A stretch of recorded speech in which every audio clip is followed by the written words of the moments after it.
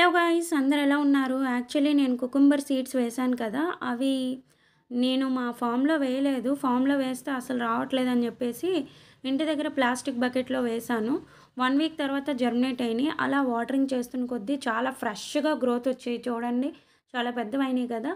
ఇప్పుడు నాకేమనిపిస్తుందంటే వీటిని తీసుకెళ్ళి నేను ఫామ్‌లో వేద్దాము అని చెప్పేసి. సో, వీటిని నేను ఇక్కడ నుండి తీసేసాను. వేళ్ళతో సహా తీసేసి చిన్న గుంతలాగా చేసేసి కోకోపీట్ కౌడంగ్ యాడ్ చేశాను. దాంట్లో వేళ్ళతో సహా 2 మొక్కలు ఒకే దగ్గర పెడుతున్నాము. చూస్తాను ఎన్ని డేస్‌లో గ్రోత్ వస్తుంది, పెరుగుతాయా లేదా అనేది. కంపల్సరీ పెరగాలి గాయ్స్. నేనైతే గాడ్‌కి చాలా ప్రే చేస్తున్నాను. వీటితో నేను కీర దోసకాయలు పండించాలి. ఎట్లయినా సరే నేను గట్టిగా డిసైడ్ అయినా కీర దోసకాయలు నాకు రావాలని చెప్పేసి. మీరు కూడా నా గురించి ప్రే చేయండి గాయ్స్. నా కీర దోసకాయ మొక్కలు పెరగాలని చెప్పేసి. చాలా వరకు సీడ్స్ వేశాను కానీ, ఇవైతే నేను చాలా ప్రేమగా వేశాను ఈ సీడ్స్. ఖచ్చితంగా నాకు కీర దోసకాయలు పెరగాలి ఎట్లయినా సరే. డైలీ నేను దేవుడికి ప్రేయర్ చేస్తున్నాను.